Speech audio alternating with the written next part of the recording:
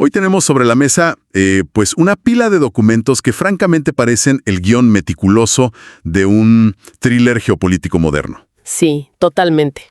Pero con la diferencia de que las fuentes originales que vamos a examinar hoy tienen miles de años de antigüedad. Así es. Vamos a explorar una intersección que resulta, absolutamente fascinante para historiadores, analistas de inteligencia y teólogos por igual.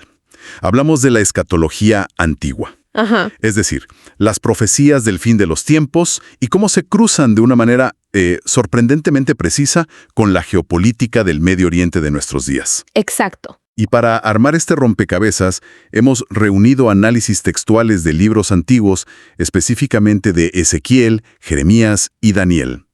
Y bueno, nuestra misión hoy es tomar ese mapa del mundo antiguo, con todos sus nombres impronunciables y fronteras milenarias, y superponerlo directamente sobre los titulares de las noticias de esta misma mañana. Claro.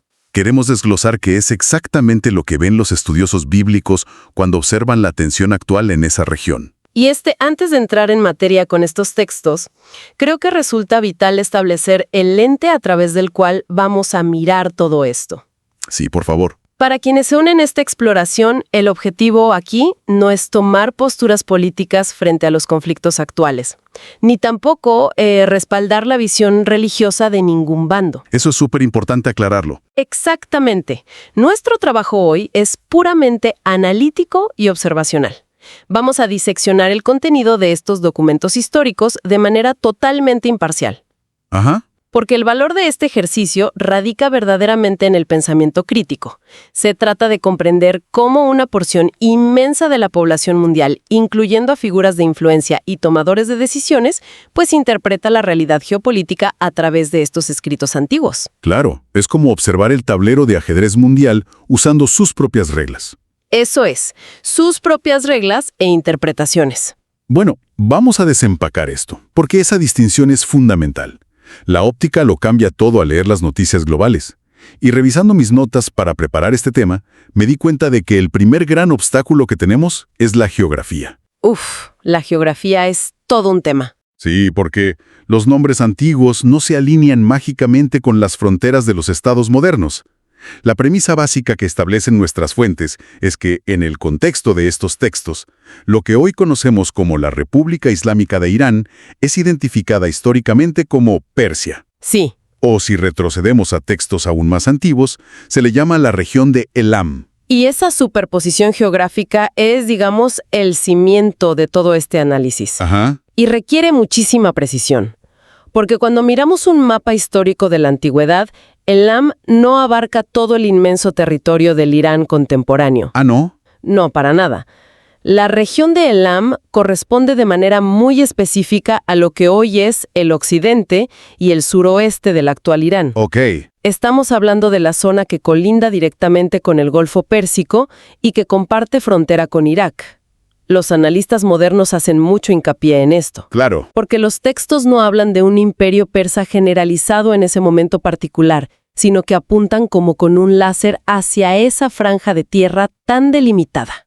Y espera, para ser precisos con esa delimitación, ¿estamos hablando simplemente de una franja fronteriza cualquiera o hay algo estratégico allí? Hay algo sumamente estratégico. Porque, cruzando ese mapa antiguo de Elam con un mapa de la infraestructura moderna iraní, encontré una coincidencia que de verdad me dejó completamente helado.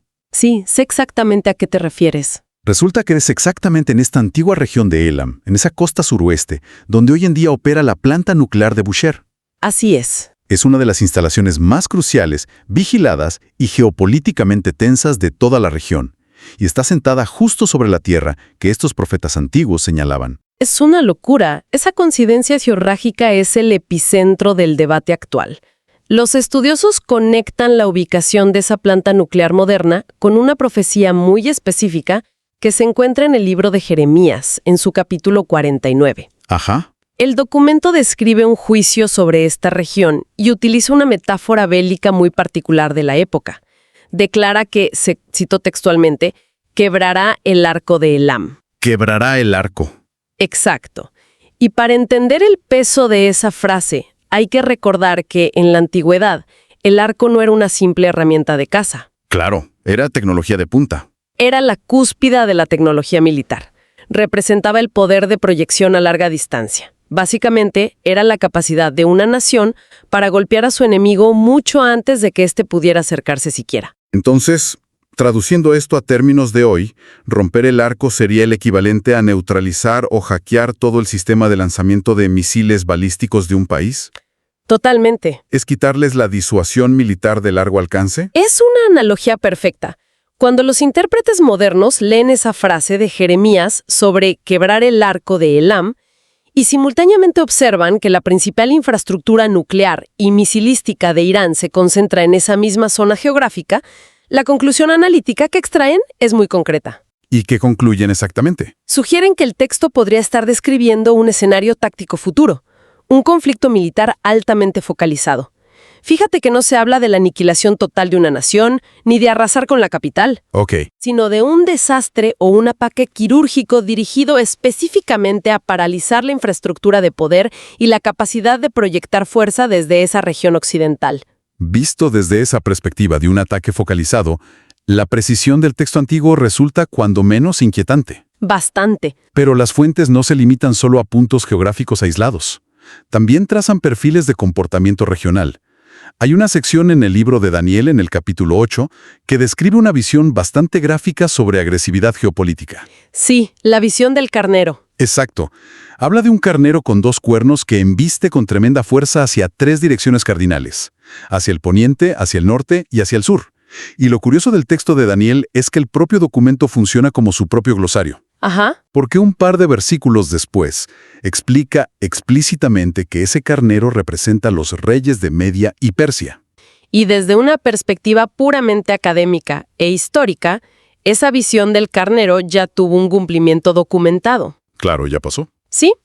El imperio medo-persa, que se consolidó bajo el liderazgo de Ciro el Grande, ejecutó exactamente esa estrategia de expansión.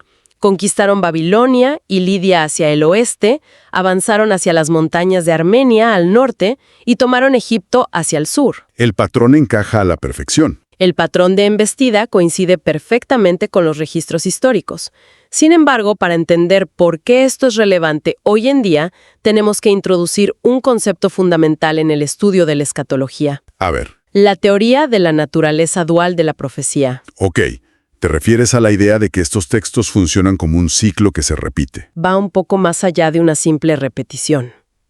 La naturaleza dual sugiere que ciertos eventos históricos descritos en la antigüedad actúan como un ensayo general. ¿Un ensayo general? Sí, el cumplimiento histórico con Ciro el Grande fue real, ocurrió, pero estableció un patrón, una especie de plano arquitectónico de cómo se comportaría esa región en el futuro. Según esta teoría, ese eco histórico resuena y vuelve a materializarse de manera definitiva, pero a mayor escala, en lo que los textos denominan los últimos días. Entendido. Entonces, bajo el ente de esa naturaleza dual, el comportamiento agresivo del carnero embistiendo hacia sus vecinos dejaría de ser solo una clase de historia antigua. Exacto. Los analistas estarían viendo la actual política exterior de Irán, con su influencia extendiéndose a través de redes de poder hacia el oeste en el Mediterráneo, hacia el sur en la península arábiga y hacia el norte como el cumplimiento moderno y definitivo de esa visión. Así lo ven. Básicamente interpretan la estrategia regional actual como el eco directo de ese carnero antiguo empujando sus fronteras. Esa es la interpretación predominante entre quienes estudian estas fuentes hoy en día. Toman la red de influencia moderna, todos los movimientos diplomáticos y militares en el Medio Oriente y trazan una línea ininterrumpida hasta la descripción de Daniel. ¡Wow! Esto les proporciona una narrativa de orden y predictibilidad en medio de lo que, para un observador casual, parece una política exterior sumamente caótica y reactiva. Y siguiendo con la idea de movimientos geopolíticos, hay un punto en mis notas que me llamó muchísimo la atención, porque involucra a más actores internacionales. Sí, la gran coalición. Todas nuestras fuentes convergen en un texto que parece ser el peso pesado de esta temática. La coalición descrita en Ezequiel 38, comúnmente conocida como la Alianza de Gog y Magog. Así es. El documento detalla una coalición masiva de naciones que, en un tiempo futuro, se unirá para invadir la tierra de Israel. Y al revisar la lista de aliados que Ezequiel enumera, Persia aparece como el primer socio estratégico. Ajá. Pero luego el texto menciona otros nombres como Magog, Mesec y Tubal. Los documentos que tenemos asocian directamente estos nombres con la Rusia moderna. Pero siendo honesto, ese salto me parece un poco complejo a simple vista. Es normal que lo parezca. ¿De dónde sacan los analistas esa conexión tan directa con Rusia? Es una excelente observación porque no es una conexión evidente si uno solo lee el texto por encima. Para entender cómo los eruditos llegan a Rusia, hay que sumergirse en la etnografía antigua y en cómo los cartógrafos de la época de Ezequiel entendían el mundo. A ver, explícame eso. Historiadores antiguos de gran prestigio, como Flavio Josefo, en el primer siglo, documentaron que los descendientes de las tribus de Magog y Mesec migraron y se establecieron en las vastas estepas ubicadas al norte del Mar Negro y el Mar Caspio. Ok. Además, el texto de Ezequiel es muy reiterativo al señalar que esta invasión vendrá de los confines del norte. Si uno traza una línea recta desde Jerusalén hacia el norte extremo en un mapa, cruza directamente por Moscú. Ah, qué interesante. Por lo tanto, basados en raíces lingüísticas tan antiguas y descripciones geográficas precisas, la mayoría de los analistas concluyen que Magog y Mesec representan a la Rusia contemporánea. Ese contexto lo aclara todo. O sea, no es una suposición al azar, sino un rastreo migratorio antiguo. Exactamente. No se lo sacan de la manga. Y además de Rusia e Irán, la lista incluye a Togarma, que los análisis vinculan con la actual Turquía. Cualquiera que lea un libro de historia reciente notaría que esto es un rompecabezas geopolítico fascinante. Totalmente. Porque durante siglos, los imperios rusos, persas y otomanos fueron archirrivales. Compitieron sangrientamente por el control de la región del Cáucaso, por rutas comerciales, por influencia religiosa. Nunca lograron mantener una alianza sólida de a tres. Y esa rivalidad histórica es precisamente lo que hace que la lectura actual de Ezequiel 38 sea tan impactante para los analistas. Claro, porque ahora es distinto. Una alianza estratégica y militar cohesionada entre Moscú, Teherán y Ankara era una imposibilidad política absoluta. Bueno, hasta hace muy pocos años. ¿Es verdad? Las dinámicas recientes en la región han forzado a estas tres potencias a crear un eje de cooperación económica, diplomática y militar sin precedentes en su historia. Están compartiendo tecnología, realizando ejercicios navales conjuntos y coordinando estrategias en el Medio Oriente. Es una locura ver eso en las noticias. Para los estudiosos de la escatología, observar esta convergencia tripartita hoy en día es como ver el engranaje final de un reloj de 2500 años de antigüedad encajando en su lugar en tiempo real. Es la formación de un bloque de poder masivo que coincide nombre por nombre con una lista milenaria. Ahora, frente a un escenario de esta magnitud, donde potencias nucleares y regionales convergen en una invasión masiva, pues el instinto lógico dicta que el resultado sería una tercera guerra mundial de proporciones devastadoras. Lógicamente sí. Uno imagina un choque de tanques de última generación, ciberataques paralizantes, bombardeos aéreos masivos. Sin embargo, los documentos describen un desenlace que desecha por completo la guerra convencional moderna. Sí, el clímax de esta narrativa es, sin lugar a dudas, la mayor ruptura con las expectativas militares convencionales. La inmensa mayoría de las interpretaciones coinciden en que el conflicto detallado en Ezequiel 38 y 39 no concluye con una victoria táctica humana. Ningún bando gana militarmente. Ningún general se cuelga medallas al final de este relato. No es la intervención de una coalición aliada accidental, ni la sofisticación de un sistema de defensa antimisiles lo que neutraliza a las fuerzas invasoras. Los textos describen una intervención divina tan directa y abrumadora que vuelve obsoleta cualquier tecnología militar sobre el terreno. Leyendo las descripciones, suena a que el campo de batalla sufre un colapso geológico y meteorológico total. Sí, literal. Las fuentes indican que cuando esta enorme coalición finalmente pisa los montes de Israel, se desata un terremoto de una magnitud insondable, capaz de derribar montañas.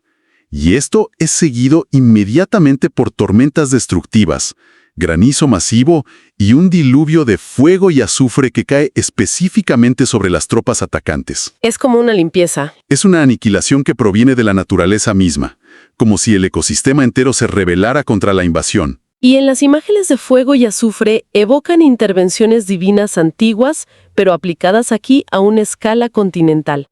Y lo que otorga un peso particular a esta narrativa son los detalles logísticos que siguen a la destrucción.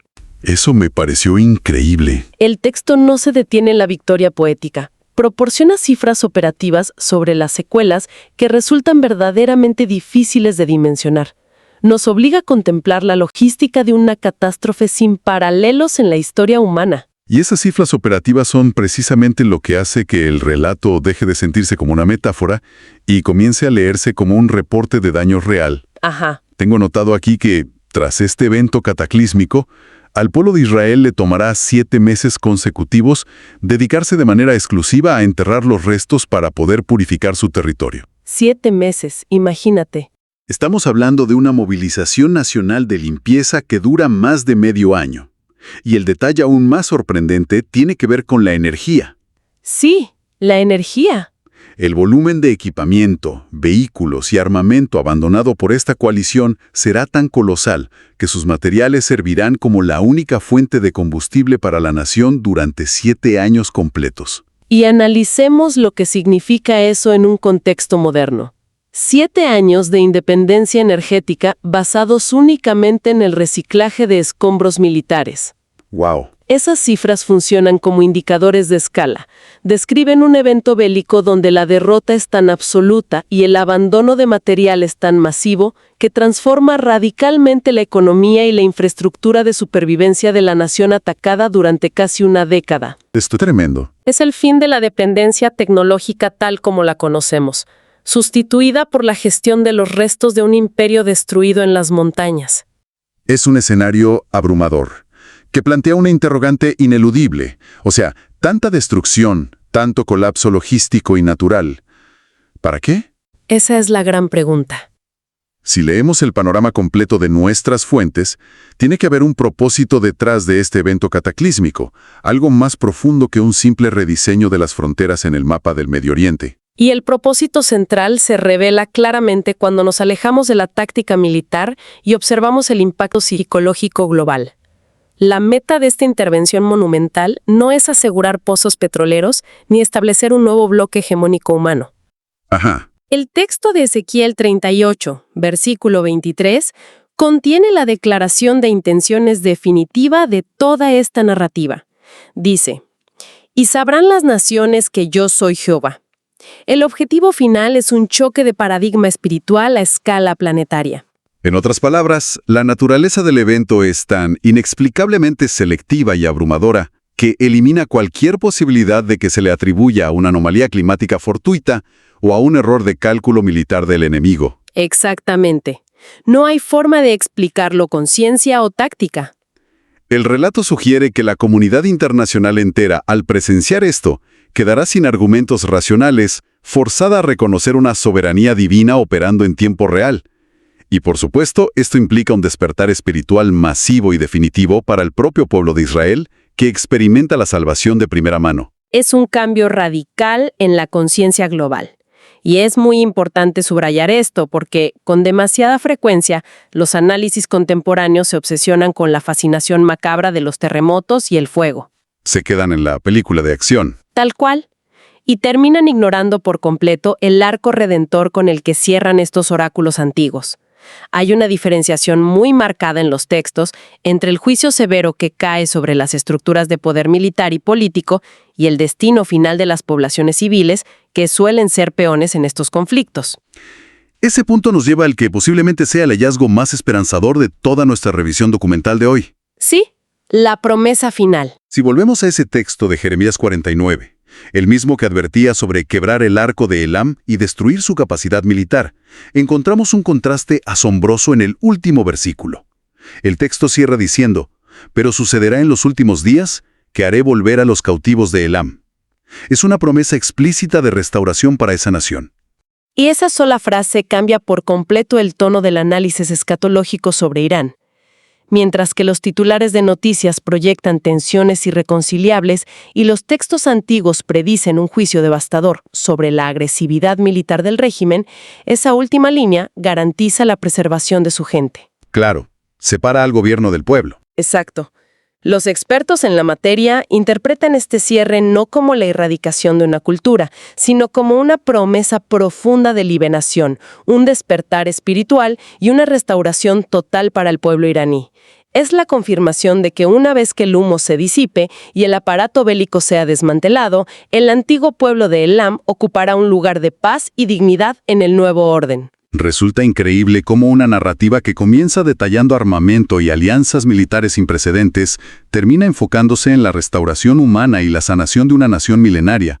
Es un arco narrativo completo. Sí, y para recapitular el inmenso terreno que hemos cubierto hoy, empezamos conectando la antigua región de Elam con las instalaciones nucleares modernas en Bushehr. Exploramos cómo el carnero de Daniel prefiguraba la actual red de influencia regional de Irán. Ajá. Desglosamos la formación de una alianza impensable entre Rusia, Irán y Turquía, que encaja como un guante con las listas de Ezequiel 38. Y finalmente, revisamos un clímax donde la tecnología militar cede ante un evento sobrenatural que busca en última instancia un despertar global y la restauración de los pueblos. Es un volumen de información denso y transformador que definitivamente cambia la manera en que uno procesa las noticias internacionales. Totalmente. Y el impacto de procesar esta información nos lleva a una reflexión final muy profunda sobre la condición humana, algo que se construye a partir de todos estos textos que hemos analizado hoy. Te escucho. Resulta verdaderamente fascinante pensar en la psicología colectiva frente a la incertidumbre global. Cuando observamos el Medio Oriente hoy, la volatilidad y el caos parecen totalmente impredecibles y francamente aterradores. Sí, prendes la televisión y asusta. ¡Exacto! Sin embargo, la inmensa popularidad y el estudio riguroso de estos textos escatológicos revelan un deseo humano muy arraigado por encontrar el orden. Para millones de personas alrededor del mundo, creer que los titulares alarmantes de hoy, en realidad, están siguiendo un guión meticuloso, redactado hace miles de años, no es un motivo para entrar en pánico. Paradójicamente no lo es. Al contrario. Paradójicamente, es la forma definitiva de encontrar paz en medio de la tormenta. Es un ancla psicológico. Al final, es válido preguntarnos si cambia radicalmente nuestra forma de enfrentar la ansiedad de las noticias cuando consideramos que, para una gran parte de la humanidad, este escenario no es producto de una geopolítica descontrolada al azar, sino un antiguo reloj de arena que simplemente se está quedando sin granos. ¡Qué buena imagen! Es una perspectiva monumental para dejar resonando en la mente. Muchísimas gracias por acompañarnos en esta exploración detallada. Y a quienes nos escuchan, recuerden seguir cuestionando e investigando, porque siempre hay más capas por descubrir.